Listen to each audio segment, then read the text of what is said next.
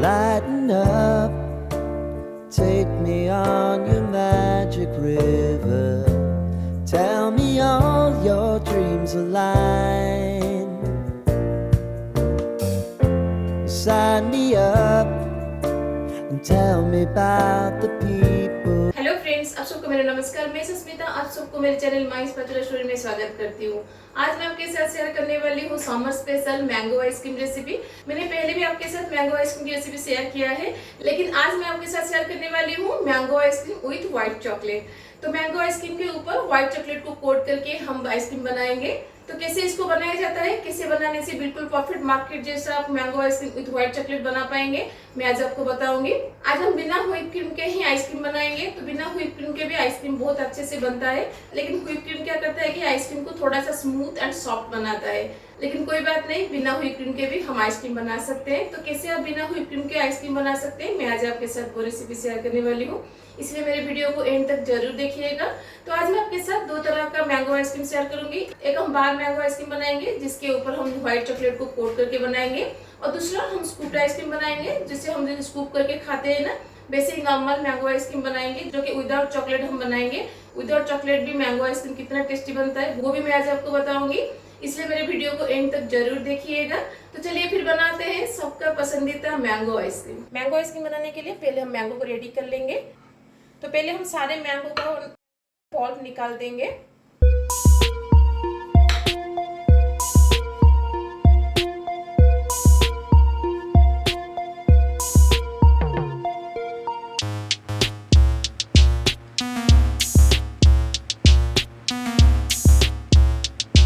आप चाहे तो चाकू से इसको निकाल सकते हैं, नहीं तो स्पून की मदद से भी इसको ऐसे निकाल सकते हैं। दोनों में ही ये आसानी से निकल जाता है। मैंगो प्यूरी अब हमारा रेडी है। अब इसको ना हम एक मिक्सिंग जार में डाल देंगे।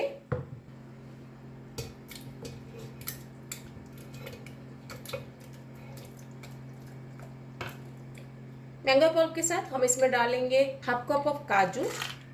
काजू के साथ हम इसमें डालेंगे 300 ml फ्रेश क्रीम। आप चाहे तो यहाँ पे व्हिप क्रीम भी यूज कर सकते हैं।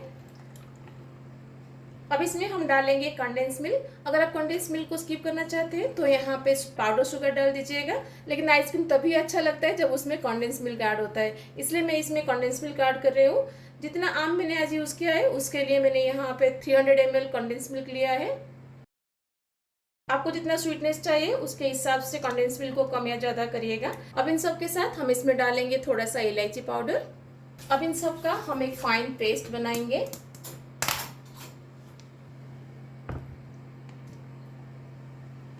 तो देखिए मैंगो प्यूरी अब हमारा रेडी है, इसको एक बाउल में निकाल देंगे।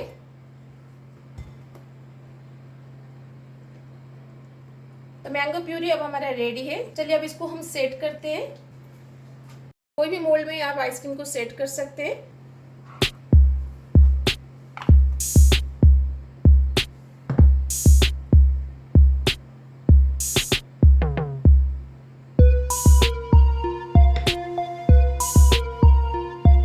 मोल्ड में क्रीम को डालने के बाद हमेशा मोल्ड को नीचे थोड़ा टैप करिएगा ताकि मोल्ड के अंदर क्रीम इवनली स्प्रेड हो सके।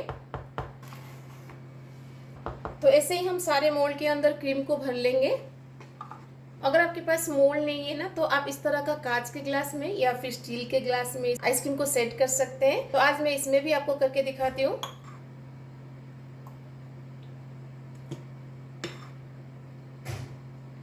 बार आइसक्रीम बनाने के लिए मैंने मोल्ड में सेट कर लिया है, और बाकी का जितना क्रीम हमारा बचा है इसका हम स्कूप मैंगो आइसक्रीम बनाएंगे जिसको हम इस मोल्ड में सेट करेंगे। तो सारे क्रीम को इस मोल्ड में इवनली स्प्रेड कर लेंगे। अब बारी आता है सारे आइसक्रीम को कवर करने का, जो कि बहुत ही इंपॉर्टेंट स्टेप होता है आइसक्रीम बनाने में। पहले हम बड़े वाले कंटेनर को कवर कर लेंगे, जिसके लिए हम ट्रांसपेरेंट शीट का यूज़ करेंगे। और ट्रांसपेरेंट शीट को ना हमेशा ऐसे क्रीम के ऊपर लगाकर ही कवर करिएगा ताकि इसके अंदर कोई भी मॉइस्चर ना रहे और आपका आइसक्रीम क्रिस्टल ना हो। तो देखिए मैंने क्रीम को लगाकर ट्रांसपेरेंट शीट को सेट कर लिया है। अब इसके ऊपर और एक शीट हम लगाएंगे। आप चाहे तो क्रीम को एयर टाइट कंटेनर में भी सेट कर सकते हैं। तो ये वाला मोल्ड अब हमारा रेडी है, बाकी के मोल्ड को भी हम कवर कर लेंगे।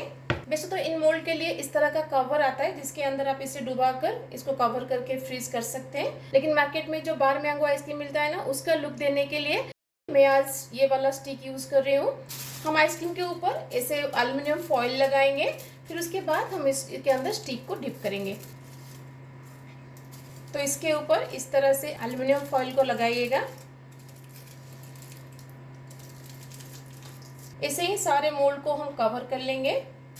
अब सारे मोल्ड के बीच में हम एक होल करेंगे जिसके अंदर हम स्टिक को डिप करेंगे। अब इसके अंदर हम स्टिक को डिप कर लेंगे।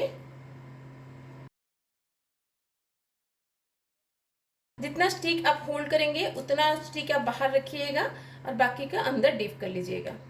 देखिए मैंने सारे बार आइसक्रीम को भी सेट कर लिया है। ये जो बार आइसक्रीम है ना, इसको हम फ्रीजर में 7 से 8 घंटा के लिए छोड़ देंगे, लेकिन जो ये आइसक्रीम हमने सेट किया है ना स्कूप करने के लिए, ये वाला आइसक्रीम को हम 8 घंटा के लिए नहीं करेंगे। पहले इसको हम 4 से 5 घंटा के लिए फ्रीज करेंगे, फिर उसके बाद हम इसमें ना इसे मैंगो स्लाइसेस डालेंगे। आप सोचते होंगे कि अभी भी डाल के इसको फ्रीज कर सकते हैं, लेकिन इस स्टेज पर मैंगो का जो ये क्रीम है ना, ये थोड़ा पतला होता है, जिसकी वजह से इसके अंदर अगर आप मैंगो पीसेस डालेंगे ना, ये नीचे जाके बैठ जाएगा। पूरा आइसक्रीम में ये इवनली स्प्रेड नहीं होगा, इसलिए हम आइसक्रीम को थोड़ा सा ठीक कर लेंगे, फिर उसके बाद हम इसके अंदर मैंगो पीसेस डालेंगे। इसलिए मैं ये वाला कंटेनर को ना 4 से 5 घंटा के लिए फ्रीज में रखूंगी, फिर उसके बाद हम इसको निकाल के नेक्स्ट स्टेप करेंगे। तो पहले हम बार आइसक्रीम को फ्रीजर में रख देंगे, जिसको हम 8 घंटा के लिए फ्रीजर में छोड़ देंगे।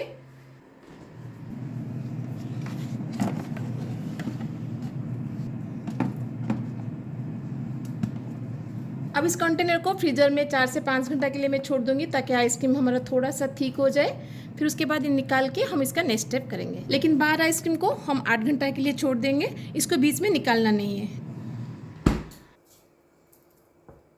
ये वाला आइसक्रीम को फ्रीजर में रखते हुए 4 से 5 घंटा हो गया है।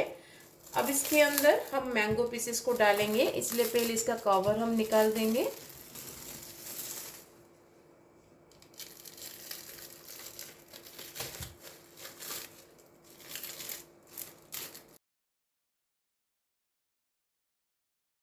और इतना थिकनेस में जब आप इसमें मैंगो पीसेस डालेंगे ना, ये नीचे जाके नहीं बैठेगा, ये आइसक्रीम में इवनली स्प्रेड हो जाएगा। अब इस मैंगो पीसेस को हम आइसक्रीम में अच्छे से मिक्स कर देंगे। आप देख सकते हैं अभी ये थोड़ा सा थिक हो गया है। अब क्रीम को हम चारों तरफ इवनली स्प्रेड कर लेंगे।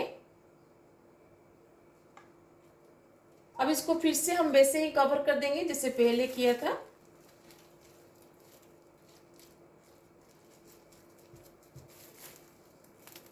ऑलरेडी ये फ्रीजर में 4 घंटा रह चुका है। अब इसको हम और 4 घंटा के लिए फ्रीजर में छोड़ देंगे, ताकि हमारा आइसक्रीम अच्छे से बन जाए।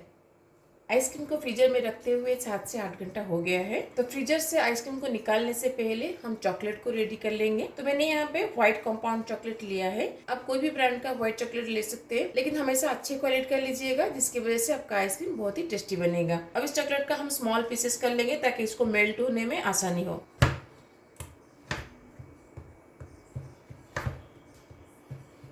जब भी आप कंपाउंड चॉकलेट से कोई भी रेसिपी बनाते हैं ना, हमेशा कंपाउंड चॉकलेट को फ्रीज से निकाल के 1-2 घंटा पहले से बाहर रख दीजिएगा, जिसकी वजह से कंपाउंड चॉकलेट का टेम्परेचर नॉर्मल हो जाता है। इसको काटने में बहुत आसानी होता है और बहुत जल्दी मेल्ट भी हो जाता है।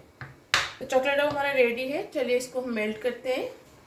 चॉकलेट को हम डबल बॉइलिंग मेथड से मेल्ट करेंगे। आप चाहे तो ओवन में भी इसको मेल्ट कर सकते हैं, लेकिन कभी कभी ओवन में मेल्ट करने से चॉकलेट का टेम्परेचर थोड़ा सा हाई हो जाता है। जब भी आप चॉकलेट को मेल्ट करते हैं ना, हमेशा डबल बॉइलिंग मेथड प्रीफर करिएगा।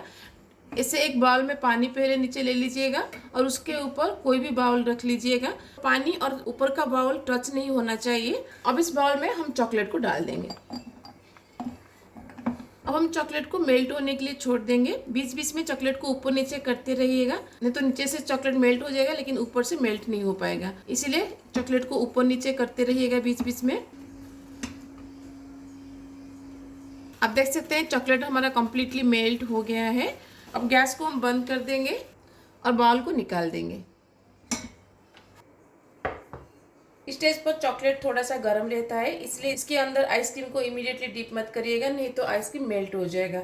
इसलिए इसको हम कम्प्लीटली ठंडा होने के लिए छोड़ देंगे। जब ये कम्प्लीटली ठंडा हो जाएगा, फिर उसके बाद हम इसके अंदर आइसक्रीम को डिप करेंगे। चॉकलेट अब हमारा ठंडा हो गया है। अब इसको हम एक बड़ा सा ग्लास में निकाल देंगे, जिसके अंदर हम आइसक्रीम को डिप कर सके।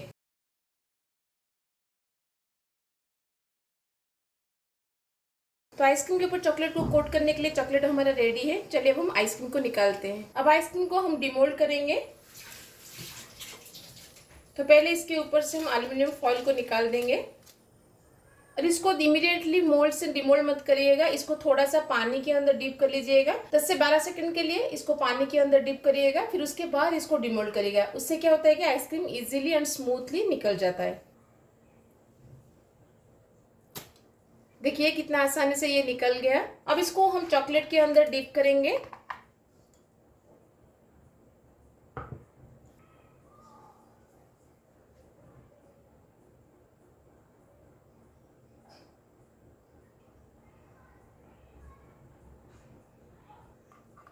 आइसक्रीम हमारा बहुत ठंडा था, इसलिए चॉकलेट इसके ऊपर इमीडिएटली जम गया।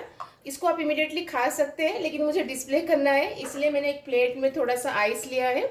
इसके ऊपर हम रख देंगे ताकि हमारा आइसक्रीम मेल्ट ना हो। ऐसे ही हम सारे आइसक्रीम के ऊपर चॉकलेट को कोट कर लेंगे।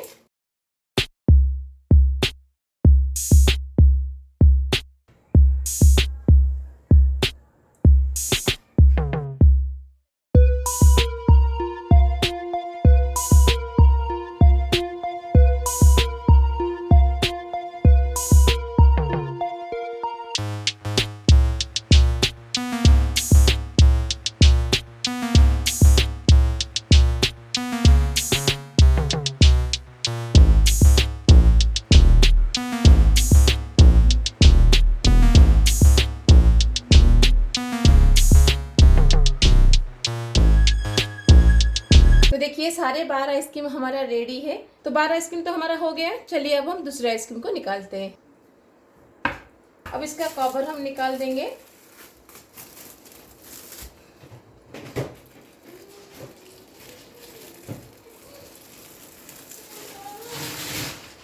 तो इस स्टेज पर आइसक्रीम बहुत ठंडा होता है, तो इमीडिएटली इसको स्कूप मत करिएगा। इसको हम 3 से 4 मिनट के लिए छोड़ देंगे। जब ये थोड़ा सा स्मूथ हो जाएगा फिर उसके बाद हम इसको सर्व करेंगे। आइसक्रीम को बाहर रखते हुए 3 से 4 मिनट हो गया है। अब इसको हम स्कूप करेंगे। जब भी आप आइसक्रीम को स्कूप करते हैं ना, स्कूपर को हमेशा पहले अच्छे से धो लीजिएगा, फिर उसके बाद आइसक्रीम स्कूप करिएगा।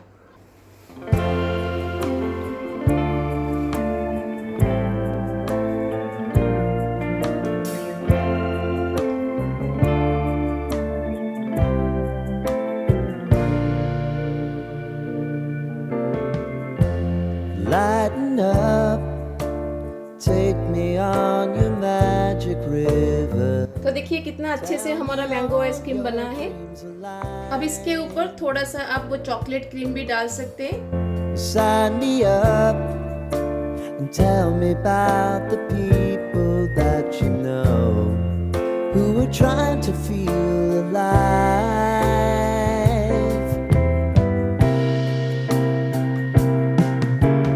Life can get hard, so honey, if you need to cry, just come share my pillow and rain, rain, go away. तो कैसी लगी आपको mango ice cream with white chocolate की रेसिपी? अगर आप व्हाइट चॉकलेट को skip करना चाहते हैं तो नॉर्मल मैंगो आइसक्रीम भी आप बनाकर खा सकते हैं विदाउट व्हाइट चॉकलेट भी। ये बहुत ही टेस्टी लगता है, लेकिन बच्चों को चॉकलेट बहुत पसंद है, इसलिए मैं मैंगो के साथ हमेशा चॉकलेट का फ्लेवर देती हूँ ताकि उन लोगों को बहुत पसंद आए। तो इस समर के सीजन में बच्चों के लिए घर में जरूर बनाइएगा। बच्चे क्या बड़ों को भी बहुत टेस्टी लगता है। कैसा लगा मुझे कमेंट में जरूर बताइएगा। अगर अच्छी लगेगी तो अपने फ्रेंड्स एंड फैमिली के साथ शेयर करना मत भूलिएगा, और ऐसे ही इंटरेस्टिंग रेसिपीज के लिए मेरे चैनल को सब्सक्राइब जरूर कीजिएगा। तो मिलते हैं और रेसिपी के साथ। Till then bye bye, see you, have a good day.